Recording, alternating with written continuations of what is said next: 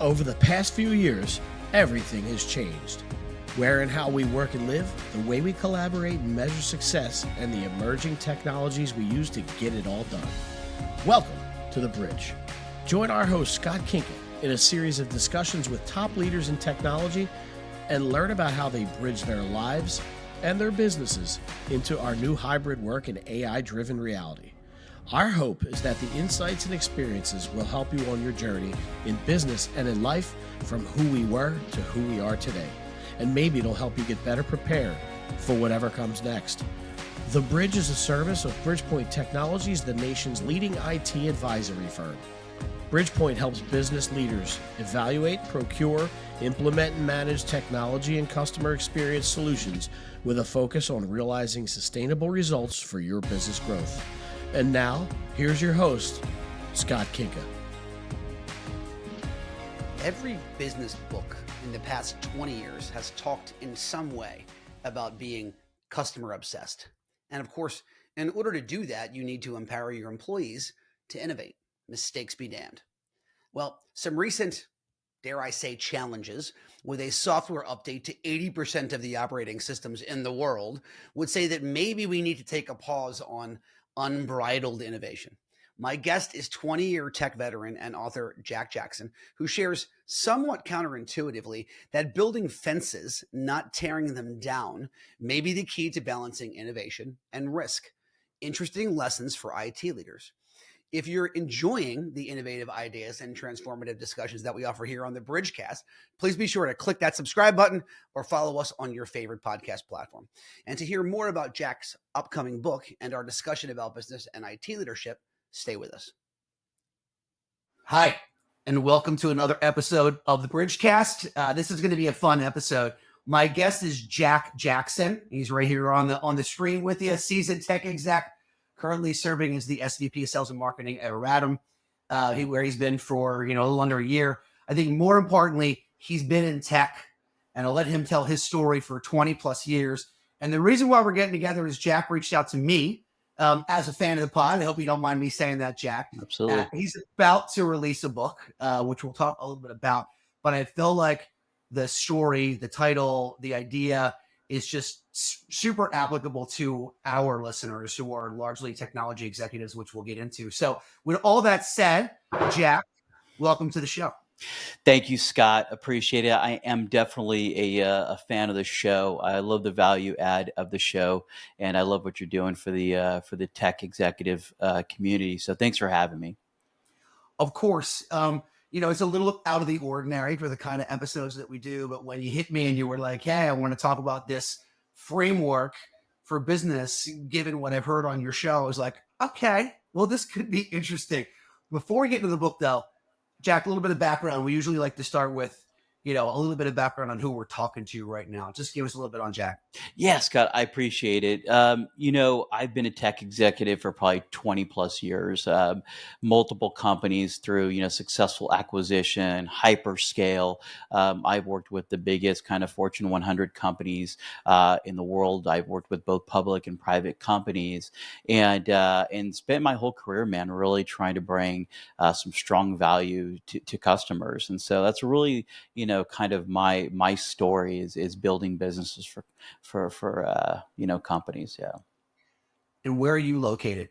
Man, I'm located in the Bay Area, Silicon Valley kid, right? Born and raised in Silicon Valley, worked for a bunch of Silicon Valley companies, and then all the usual suspects out there, right? Kodak and HP and all the usual companies out there. So, yeah. Got it. Family, what do you like to do on the weekends? Just give us a little bit on you personally. Yeah, man. A happily married husband of four, and I'm a big believer in the outdoors. My wife is a integrated nutrition coach. She just did her first podcast yesterday, talking about offering advice to professionals on making smart, healthy decisions, on food and nutrition on the road and how to do that. I've got 4 beautiful kids, man. We're all outdoors folks. We're an entire family trains jujitsu. Everybody from my oldest to my youngest, who's 11, trains jujitsu. So yesterday, you've got a house full of folks trying to tap each other out. Which is kind of funny, man. Even my wife wife, and so we're a rambunctious group. But yeah, man, we're big outdoors folks, big fitness folks. Yeah. I love it. So, sounds like, by the way, you and your wife could work together on the companion book for this Yes. first one. Maybe that's the next one. So just give me credit in the forward on that book for the idea when that actually happens. Absolutely done. I've actually offered it up to her. I said it'd be a great idea, great collaboration. I love it. So tell me, like, what would you consider to be your sort of business and executive superpower? Yeah, that's a great question. I think leadership. When you go to my LinkedIn and you look at my network of folks who reach out to me and who I collaborate with, I think it's leadership. And I think leadership, a lot of people think that leadership is about managing people, and it's really about inspiring people, getting people in a position to be successful. And I think that would really be, when I look at my career, I look at the folks and the feedback that I get from people in my organization, counterparts, partners. They always say, Jack, your leadership is exceptional. And I really try to find the best and bring out the best in people. Having strong moral compass, having values, understanding really what their strong skill set is, their superpower is, and really trying to bring that out of them and give them that empowerment, that purpose, that value, and that trust to go do those things. I've had so many relationships in my organization where folks have come to me, both individual contributors and leaders in my org, and say, Jack, I want to do something different. I want to move to finance. I want to move to product. I want to move to marketing, whatever that is. And walking through those harder conversations and saying, like, let's understand, that you're not alone, that you do have a passion, that you have a skill set, that you could really do something wonderful with. And then 3, 6 months, a year later, they're just like the happiest person in the world. They're like the bestest in the world. So I like to pride myself on, I guess, leadership and really trying to help people. So, Jack, the book is titled Reaction, The Reaction to Inaction, How Organizations, Employees, and Customers Lose When People Fail to Act. You told me that you've been working on this for 20 years in the pre-show. You said you named it quite a while ago. Like, what happened and what were you trying to solve that prompted you to write this book? Yeah, I think it took so long to actually get the book out because I thought it was most important to get that answer right. And, about 18, 19 years ago, I was in the hallway. I had started just as a lonely sales engineer at a company, and I watched somebody that really loved the company. He really was proud to be part of the company. He loved the customers. He had invested a good portion of his young life, a number of years at the company. And I saw him just frustrated trying to help one of our largest customers solve a problem. And when I went to him with a common sense solution, he's like, I can't do that. I've got to go here. I've got to do this. I've got to ask these questions. I got to go all, and we ended up losing that customer. We ended up taking a big hit. And I talk about that in the book. And I immediately in that hallway said, this is the reaction to inaction. And that employee ended up leaving and then going off and having an amazing career. But it was definitely something that stuck with me. And so over the last, I don't know how many years, I'd have 2 notebooks. I'd sit in a boardroom. I'd sit in a meeting. I'd sit at my leadership conferences, at those big retreats. And I would listen to people talk and I would keep notes on the business. But then I would take notes that were applicable and I thought would add value to people in different organizations. What gaps do I see? What frustrations do I see? Everywhere from processes and operational things to just how people solve problems and their frustrations.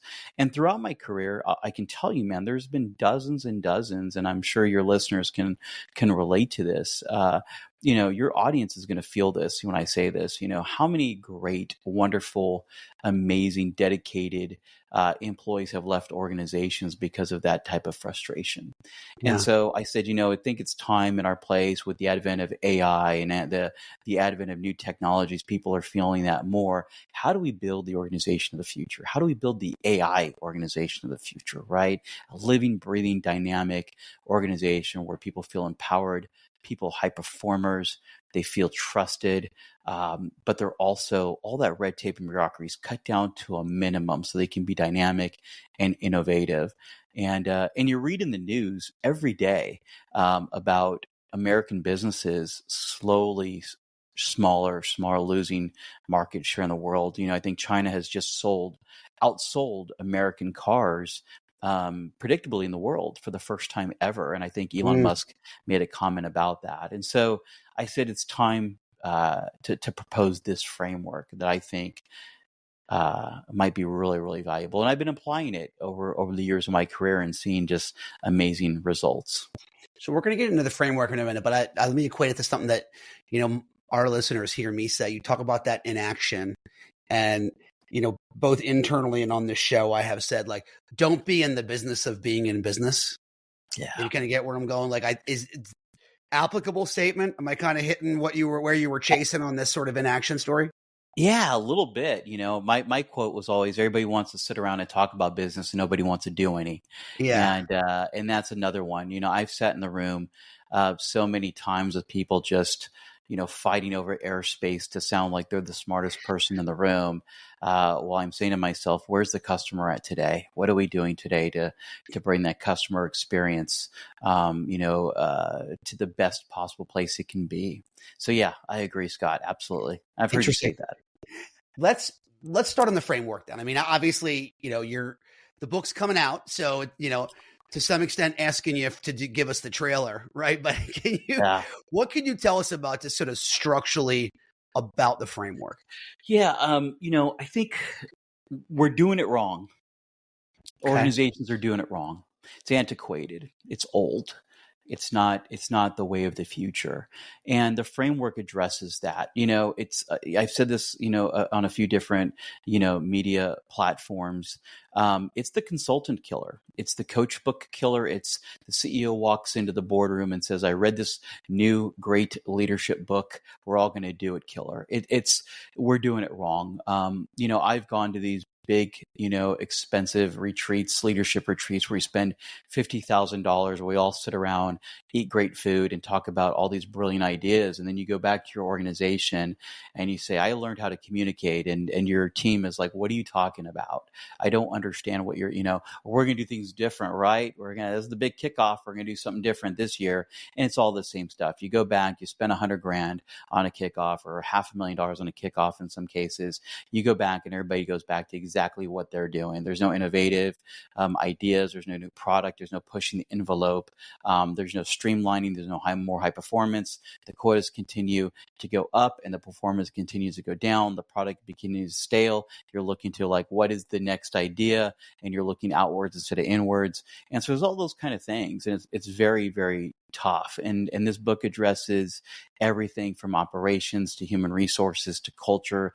I mean, you guys are amazing, right? You guys are amazing experts in procurement. You guys are an amazing group of people. I mean, you care, you have insight and guidance. I know that about you. So when you look at what you do on a daily basis, how you try to give the best, experience you can to your clients, that's what this book is focused on. This book is focused on internally and externally delivering the same type of stuff, Scott, you try to do in your team every day.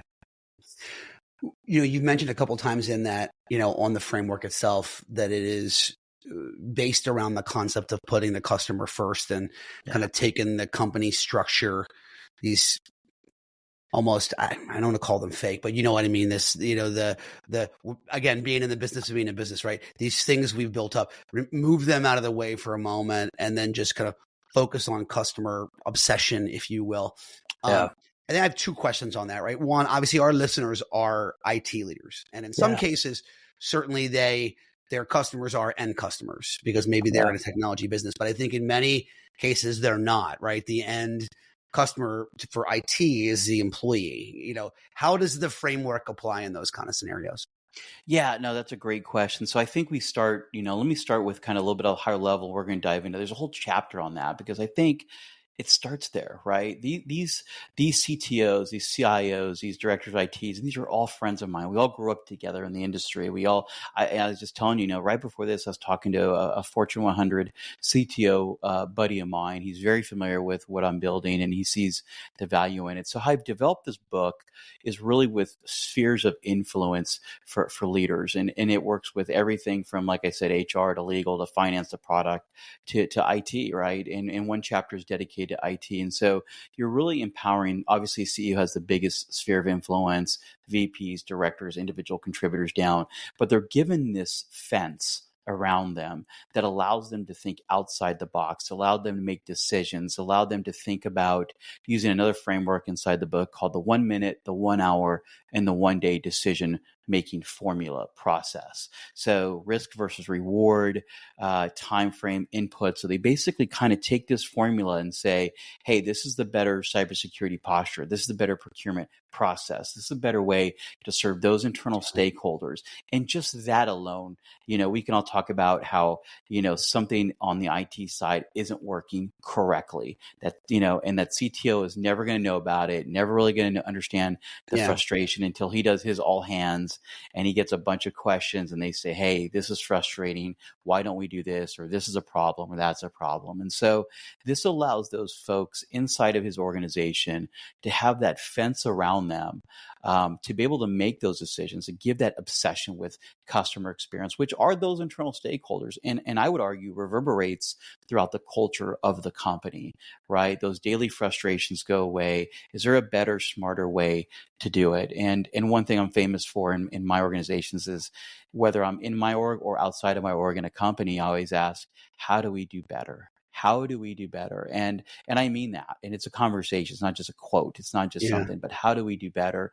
And so I find directors of IT, CTOs, CIOs, tech executives saying, like, I want to do better, but my team is not doing better. Well, do they feel empowered? Do they feel trusted? Do they feel like they can make a mistake and not be reprimanded for it? So even down to the one-on-ones, there's templates and frameworks for the one-on-ones of how to have a real valuable one-on-one, not just what did you do today? Did you, how many tickets did you answer? What threats were there on the cybersecurity side? What are we worried about on the budget?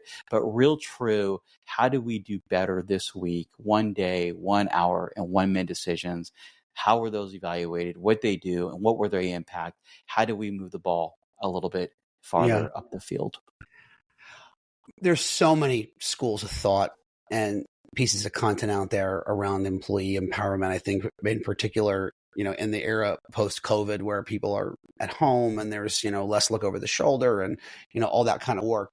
But I wonder in IT, like, how do you assess the idea of empowering an employee to go get something, go solve a problem, but still deal with kind of the compliance and risk challenges that come along with it? I mean, you mentioned AI earlier, right? And I could think you mentioned cybersecurity earlier. Like, every one of these scenarios are one where, the mistakes can be really big, right? So it's kind of the imbalance of empowerment and compliance risk.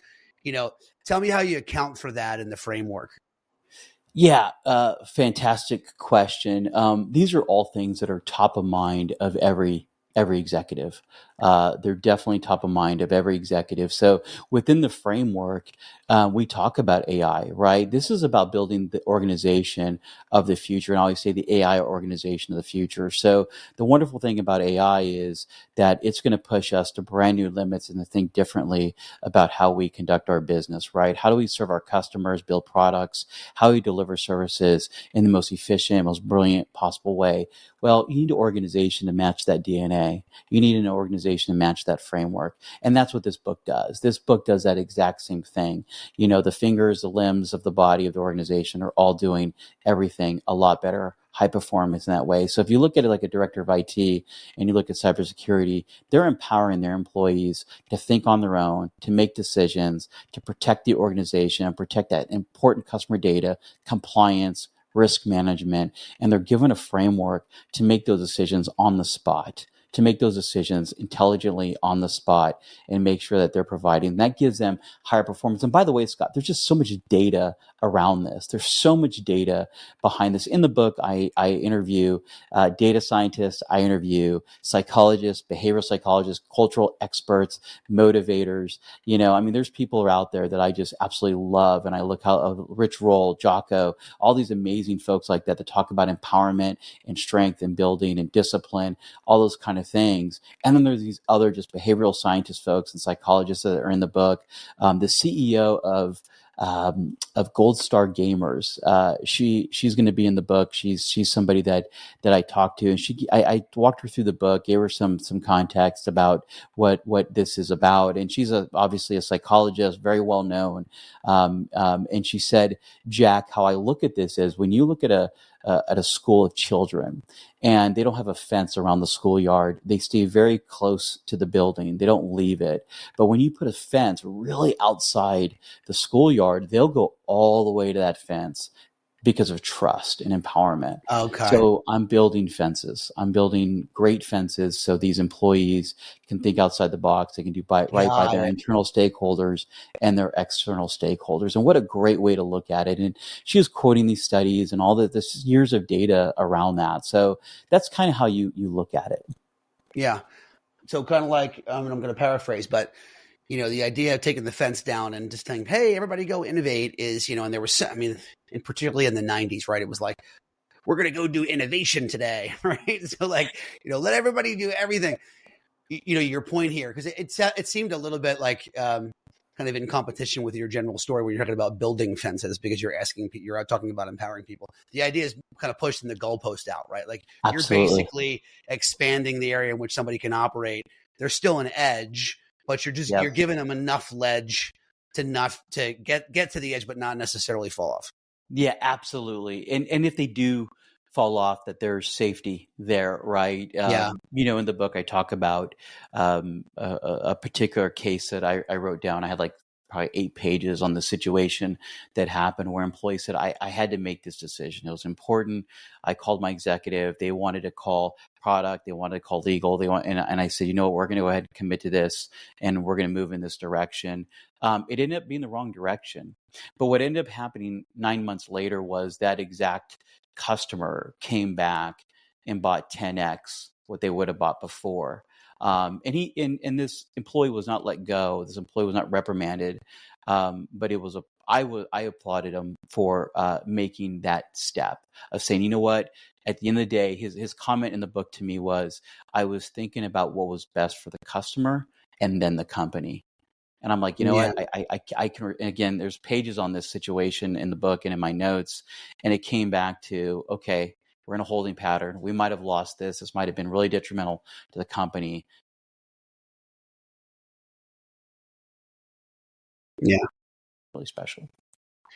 Well, let me motor some questions at you, if you don't mind. We're going to have a little bit of fun. And to the extent that it's in the book, you can talk about that, great. But, get down to some tactical stuff on this.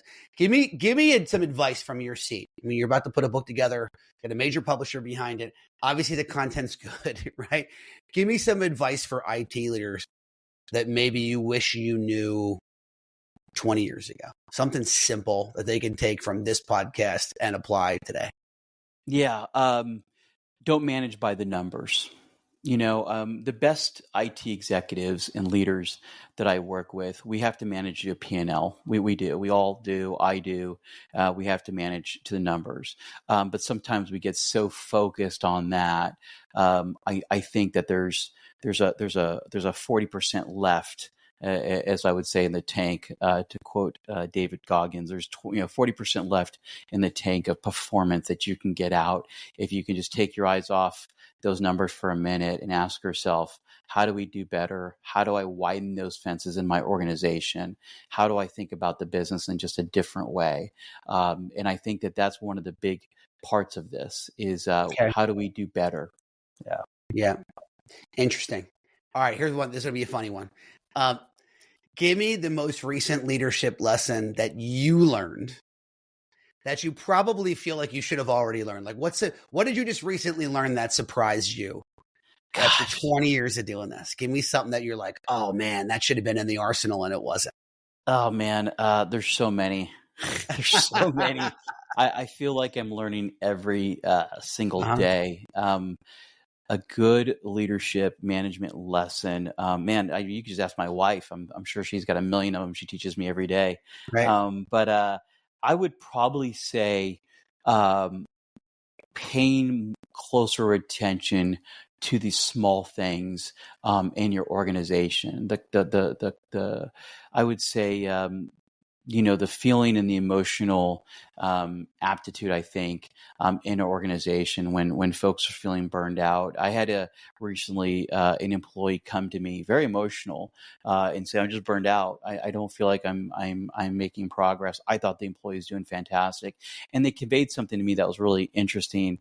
They said, "I've been dropping kind of hints throughout this that I'm not getting what I needed, and I'm not feeling like I'm getting the support that I needed."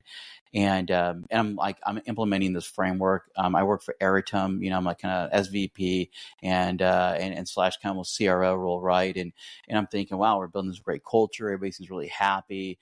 Yeah. The board, seems really good. We're a high performance team, great product. We're doing great. And this kind of seasoned employee was like, I just don't feel like I'm getting what I need out. And that was a big lesson for me, to pay attention to the smaller clues, right? And so that would probably be the most recent one that I'm like, why did I not know that? I pride myself on that. Should have done a better job. Yeah. Well, what was the question you could have asked them that would have picked that up in your mind? I learned this from an executive recently, this question that I thought was brilliant from an executive that I worked with at Instructure, a gentleman named Chris Ball. He asked a question to one of us in our QBR, and I thought it was brilliant. He said, "Okay, what didn't I not ask you that I should have?" And I thought, wow, I'm going to steal that. And shamelessly, I'm stealing it now. Right. What a great I'm going to steal it also. That could be a quotable. I like that. All right, just two more quick ones, and then we'll let you go. You've been super generous with your time. What's on your end table right now? Who are you reading? I mean, I know you're hoping we're all going to read you as this book comes out, but what are you reading right now? Yeah, I'm reading The Dichotomy of Leadership by Jocko Willink. I've got 3 books I'm reading. That one, I'm reading Lessons of the Bullfrog, which is an amazing leadership book by McRaven. And then I just picked up a fun book that I just opened and started called The Continental Reckoning by Elliot West, about the great expansion into the West of the United States. And I'm sure there's some lessons in this book to learn about as well. It clearly doesn't look like light reading. Holy cow. You bought the hardback. That's got to be 1,000 pages. All good there. Last one. We're going to have some fun with this one. I'm trying to pick which one. All right. Dystopian future. The robots take over from AI. All the people that are, claiming the end of the world were right. Only one app works on your phone for your survivalism. Which one is it? DoorDash. I mean, Jack, you got to eat, right?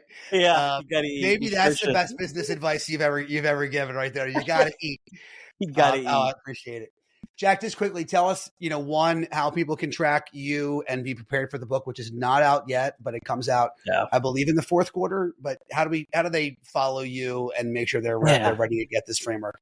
Yeah, Scott, first off, thank you for the time. Yeah. This has been fun. I'm honored to be on it. I reached out to you and said, I got to get on here. You guys add such amazing value to your audience. And I've encouraged my network of folks to tune in and to get to know what you're doing as well. So first off, thank you. Really appreciate it. I am a fan. And the website is called the Reaction to Inaction book.com. Check it out. Pre-order it. I'm doing something special. We're going to be doing book signings and all those kind of things all over. We've got Mexico City and London and the Bay Area and New York and all these places. But, order it now, pre-order it now. It's going to come with an autograph and a little bit of a special gift for it as well. Everybody's telling me that it's going to be an instant bestseller. Everybody's going to say it's going to be something on the bookshelf for a while to come. It's just different. It's groundbreaking. It's innovative. It's a fun read, but it's not a read for the CEO. It's a read for everybody in the organization, anybody who wants to do better and have a better impact in the organization. It's a framework, not a self-help book. So go out there, pre-order it. I promise you won't be disappointed. It'll be something really special. And the gift that's coming with it will be really special too. Cool. Jack, you have a publisher on this yet? We have one. I don't want to give it away just yet, but it's a big one. And then we're working with a couple different great distribution companies as well. That's awesome. All right. So check the website out. Let me see if I got that right. The Reaction to Inaction book.com. Yeah, check it out, and then follow me on LinkedIn.